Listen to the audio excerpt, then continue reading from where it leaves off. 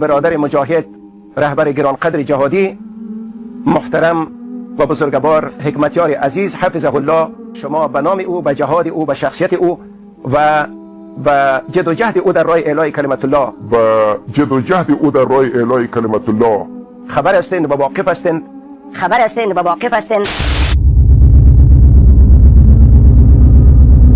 دوستی هایی که انسان کافر میسازه و یا مرتد میسازه و از اسلام انسان بیرون میکنه و زن انسان طلاق میشه تمام اعمال انسان عبث و باطل میشه و انسان مستحق جهنم و دوزخ الله متعال میشه. این اعمال در نص سری قرآن کریم و در احادیث صحیح رسول الله صلی الله علیه و سلم خیلی دلایل زیادی داره و بیان شده. درود الله بر تو ای اردگان بزرگ، سلام به عظمت تو که به عظمت تو مانند کوههای بلند و بالای افغانستان و ترکیه و امثالش عظیمتر بود. مبارکت باد. درود الله بر تو ای اردگاه بزرگ، سلام به عظمت تو که به عظمت تو مانند کوههای بلند و بالای افغانستان و ترکیه و امثالش عظیمتر بود. مبارکت باد. Ey NATO! Neredesin? Bu kadar mücadele veriyoruz. NATO! Türkiye NATO'nun ülkesi değil mi? Neredesin? Afganistan'da çağırdın, geldik. همه و بالاسحار هم یستغفرون، در سرگاهان ما استغفار گفتیم، سجده شکر کردیم، نماز شکر ادا کردیم. الله اکبر به عظمتت یا الله، الله اکبر به کمکت برای اردگان عزیز. Bildiğimiz gibi Türkiye'de bir gay ve eşcinsel vatandaşlarımız var. Bu konuda kişisel olarak ne düşünüyorsunuz? Böyle haklar tanınmalı mı, tanınmamalı mı, yoksa ne yapılmalı? Yani eşcinsellerin de kendi hak ve özgürlükleri çerçevesinde bir defa yasal güvence altına alınması şart. Zaman zaman bazı televizyon ekranlarında onların da muhatap oldukları muameleleri bir defa insani bulmuyoruz. الله موافقت بداره، دشمنانت ذلیل باد، سرنگون باد و رسوا باد. الله اکبر به عظمتت یا الله، الله اکبر به کمکت برای اردگان عزیز. الله موافقت بداره، دشمنانت ذلیل باد، سرنگون باد و رسوا باد. Çünkü hayırsız, şartsız egemenlik milliyetçidir. Bunun tartışması olur mu? Atatürk ilke ve inkılaplarına ve laik cumhuriyet ilkesine bağlı kalacağımı, büyük Türk milleti ve tarih huzurunda namusum ve şerefim üzerine and içerim. Ben laikliği dinsizlik olarak kabul etmiyorum. Laikliği din karşıtlığı olarak kabul etmiyorum. بناهن با صدای بلند میگویم الشکر لله، الحمد لله به این نعمتی که پروردگارا نصیب امت ما گردانیدی. مبارکت باد ای برادر بزرگوار، ای رهبر با عظمت اسلام، ای اردگان عزیز، ای رجب طیب اردگان قلبها، ای کسی که از تو بوی صلاح الدین ایوبی می آید، ای کسی که از تو بوی سلطان فاتح و بوی سلطان سلیم و بوی اجداد بزرگ و نیاکانت که مسجد اقصی را آزاد کردند می آید. بدون شک شهامت تو، غیرت و عدالت تو ما را به یاد دوران طلایی خلافت اسلامی امت ما می اندازد. کسی که در کنار مظلومان سوریه استاد. Ey NATO! Neredesin? Bu kadar mücadele veriyoruz. NATO! Türkiye NATO'nun ülkesi değil mi? Neredesin? Şimdi de ben çağırıyorum. Hadi bakalım Suriye'ye gel. Niye gelmiyorsun? 911 kilometre sınırları olan Türkiye şu anda tehdit altında, niye gelmiyorsun? Neden? Sadece kuru kelamlar bizi doyurmuyor. Somali'ye çağırdın, geldik. Balkanlara çağırdın, geldik.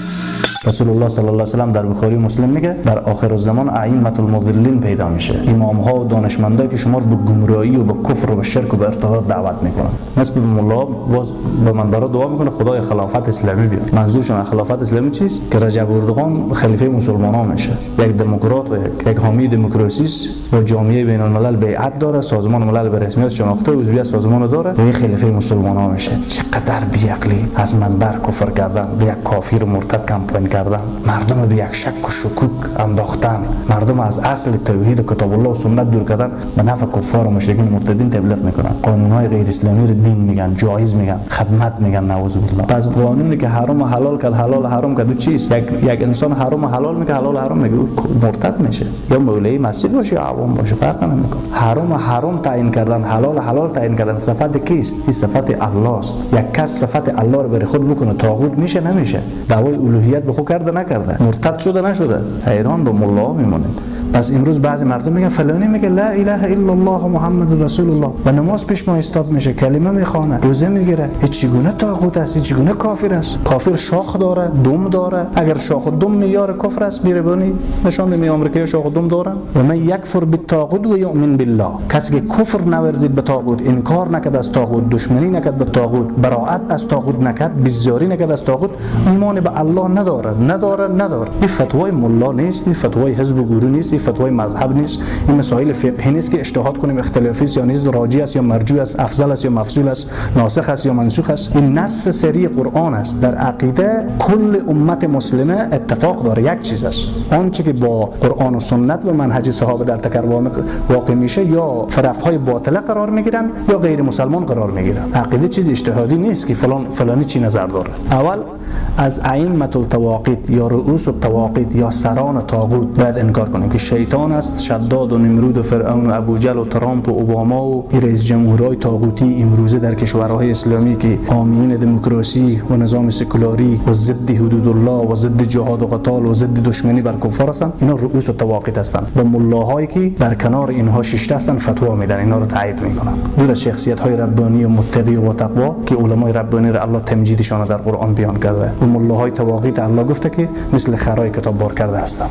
دوم، عاملین به طواغیت، کسایی که از طاغوت اطاعت میکنن، به حکم طاغوت جنگ میکنن، به حکم طاغوت دشمنی میکنن، به حکم طاغوت دوستی میکنن، به حکم طاغوت مال مصرف میکنن، به حکم طاغوت راضی هستند. عاملین به طاغوت اینا هم شاخه طواغیت هستند. سوم، کسایی که هیچ نوع ارتباط به طواغیت ندارن اما از نظامهای طاغوت راضی میباشند، معاذ الله، اینا هم گپشان خراب است. چرا؟ رضا بالکفر، کفر است. این فرض عین است که انسان، رسول الله صلی الله علیه و سلم الله چی میگه؟ محمد رسول الله والذین معه شداء ولا الكفار. رسول الله صلی الله علیه و سلم فرستاده الله است، بنده الله است، رسول الله است، با کفار سختگیر است.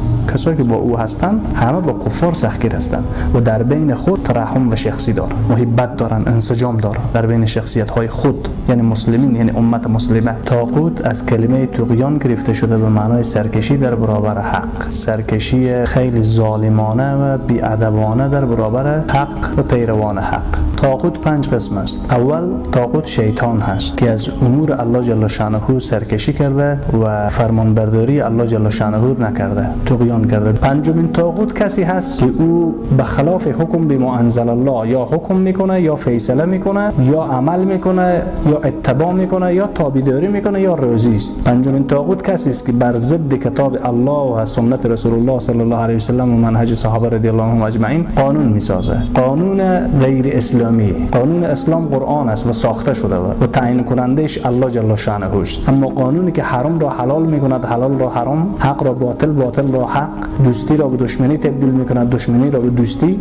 مثلا الله جل شانه میگه کفار یا یهود و نصارا دشمن شماست. هر قانون آمد گفته این دوست شماست، این قانون قانون طاغوتی میشه و عاملین و پیروان این قانون هم طاغوت هستند. طاغوت یعنی بدترین و خبیثترین و نجسترین کافر. فلهذا باید ما تمام امت اسلامی فرض عین است که از صفات طاغوت و طاغوتی بودن و طواغیت بودن اجتناب بکنن. چرا؟ یکی از فرایض اهم عقیده توحید هست و یکی از شرایط بزرگ کلمه لا اله الا الله هست. لا اله الا الله ذات الله عبادت میشه و قانون او تطبیق میشه. در مسئله طاغوت بودن و دشمنی به طاغوت و براءت از طاغوت منتظر نباشین که خود طواغیت فتوا بدن، خود کفار بیان برای شما این درس بدن. و اگر مؤمن یا یک مسلمان موحدی حقگوی این درس برای شما داد، باز منتظر تصدیق یهود نباشین که یهود تروریست میگه، دهشتگر میگه، به یک گروه حزب و تنظیم نسبت میکنه. رسول الله صلی الله علیه و سلم برای تصدیق نبوت خود منتظر تصدیق کفار نبوده. کفار گفتن جادوگر، دروغگو، کاذب، ابتر، دیوانه، مجنون، بچه یتیم. رسول الله صلی الله علیه و سلم 1% هم از علم نبوت و رسالت و دعوت خود کم نکرده. و شما محصلین عزیز و دین دوست و مخلص و متعلمین و طلاب مدارس و تمام خواهران و برادران امت مسلمه که در هر گوشه از دنیا زندگی میکنین، هیچ عذری از شما در مورد دین الله اجابت نمیشه. در مورد عقیده توحید که شما بگین